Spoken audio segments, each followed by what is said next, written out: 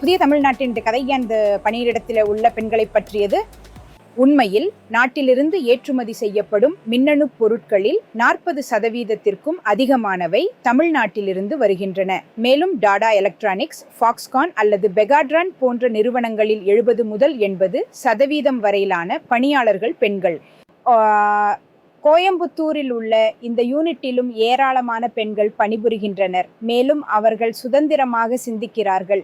மேலும் ஆண் மக்களிடமிருந்து சுதந்திரமாக வாக்களிக்கப் போகிறார்கள். Voting independently of the male population. Usually மகளிர் ஃபேமிலியில் ஜென்ட்ஸ் சொல்கிற மாதிரி போகிறாங்களா, இல்லை அவங்களே ஆலோசிச்சு தான் போடுறாங்களா, எப்படி இருக்கு? அப்படி இப்போ இருக்கிற மகளிரெல்லாம் அவங்கவுங்களோட சிந்தனையில் தான் போடுறாங்க. வீட்டில் சொல்லி அந்த இதுக்கு கவர்மெண்ட்டுக்கு தான் நம்ம போடுறோங்கிறதெல்லாம் இப்போ இல்லை. இப்போ எல்லாருமே சிந்தனையில் தான் போட்டுருக்காங்க. ஃபேமிலியில் டிஸ்கஸ் பண்ணுவீங்களா? ஃப்ரெண்ட்ஸ் டிஸ்கஸ் பண்ணுவீங்களா? பார்ட்டி நினைப்பீங்களா? ஃபேமிலியில் டிஸ்கஸ் பண்ணுவீங்களா? ஃப்ரெண்ட்ஸ்ட்டு டிஸ்கஸ் பண்ணுவீங்களா? இல்லை மீடியாவில் பார்ப்பீங்களா? அப்படி இல்லை, எங்க ஒரு இதில் தான் இருந்தோம்.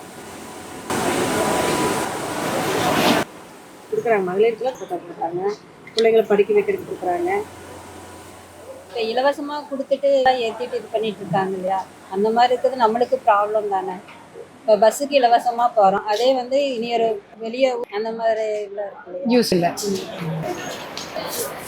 3 மணிக்கு ஒரு சினிமா பார்க்கலாம், அவர் கையில் 5 வருஷம் ஆட்சியை கொடுக்கலாமா? கண்டிப்பாக அவர் நம்பி நம்ம கொடுக்கலாம். இப்போ பார்த்தீங்கன்னா இப்போ விஜய் வந்ததுக்கப்புறம் எல்லாத்துக்கும் பயம் வந்துருச்சு. அவங்க எந்த இடத்துலையும் விஜய் படம் போடவும் மாட்டேங்கிறாங்க, படத்தை கூட ரிலீஸ் பண்ண விட மாட்டேங்கிறாங்க. நாங்கள் டிக்கெட் புக் பண்ணி அதை திரும்பி இது பண்ணுற அளவுக்கு அந்த இது வந்துருச்சு. எல்லா யங்ஸ்டர்ஸுமே விஜய்ன்றதுனால அவங்க அரசியல் உள்ள கொள்கைகளை யாருமே பார்க்க மாட்டேங்கிறாங்க.